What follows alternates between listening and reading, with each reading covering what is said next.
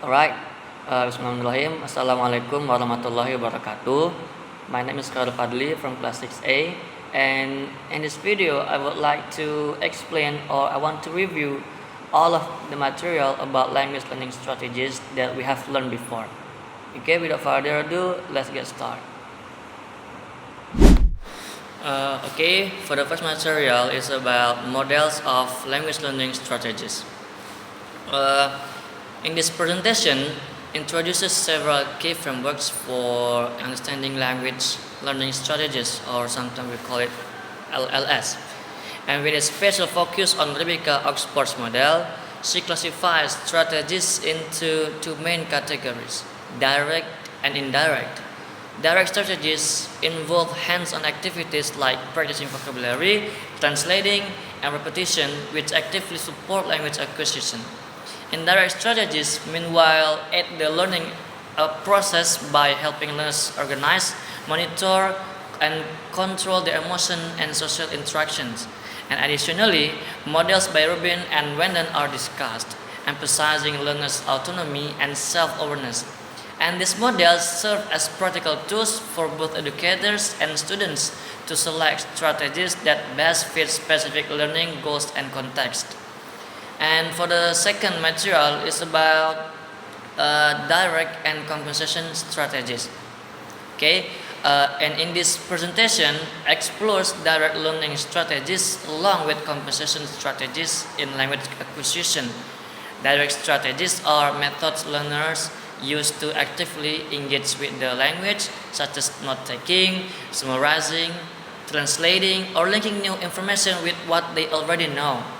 And these include cognitive and memory-based techniques that enhance understanding and retention. Conversation strategies help learners deal with gaps in knowledge, like when they don't know a word, by using clues, gestures, rephrasing, or asking others for help. And these techniques are especially useful for beginners, as they help maintain communication and build confidence. And for the third material that I will review is about using direct strategies for language skills. Okay, and in this presentation, the focus is on applying direct strategies to develop speaking, writing, listening, and reading skills. For speaking, techniques like repetition, role playing, and requesting clarification can boost fluency. In writing, learners benefit from organizing thoughts, applying grammar rules, and expanding vocabulary. Listening skills improve through predicting content, grouping related words, and using context clues. And for the reading comprehension is enhanced by identifying key ideas, anticipating meaning, and using tools like dictionaries. These strategies promote active involvement in learning and help students become more self-reliant. Okay, and for the fourth material about using indirect strategies for language skills. And in this section explains how indirect strategies contribute to developing all four language skills.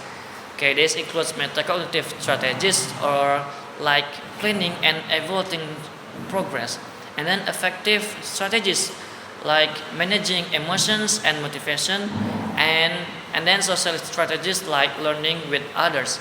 And in listening, students can set clear goals or ask questions when confused.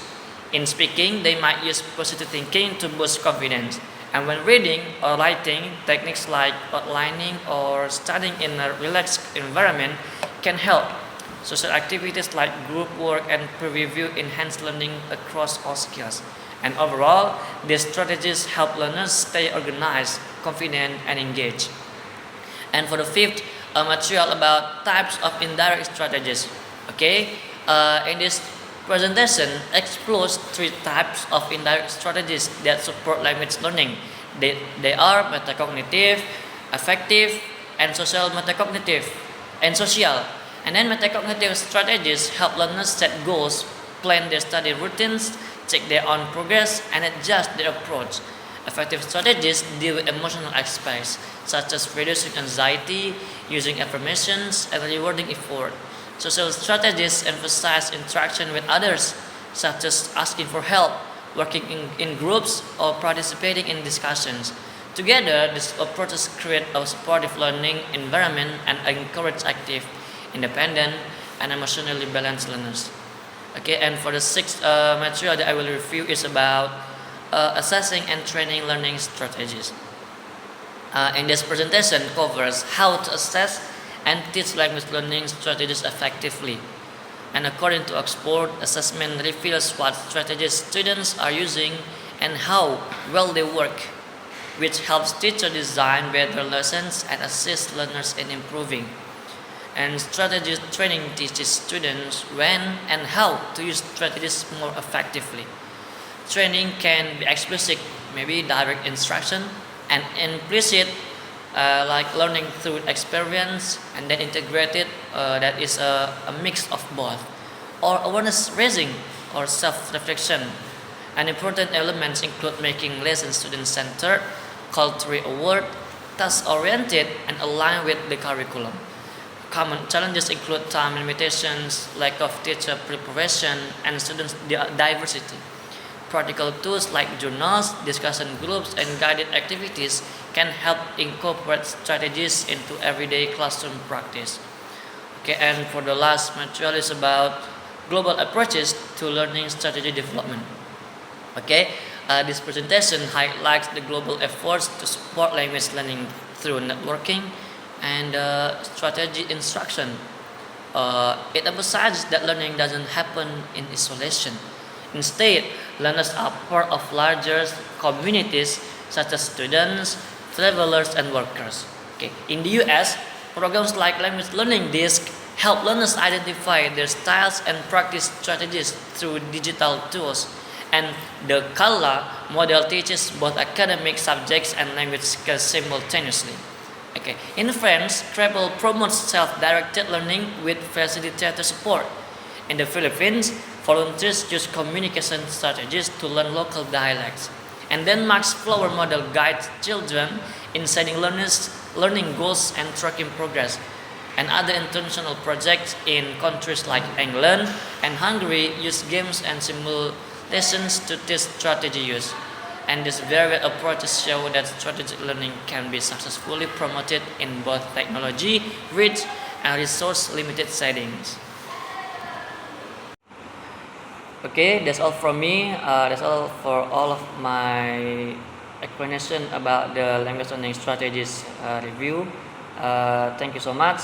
Wassalamualaikum warahmatullahi wabarakatuh.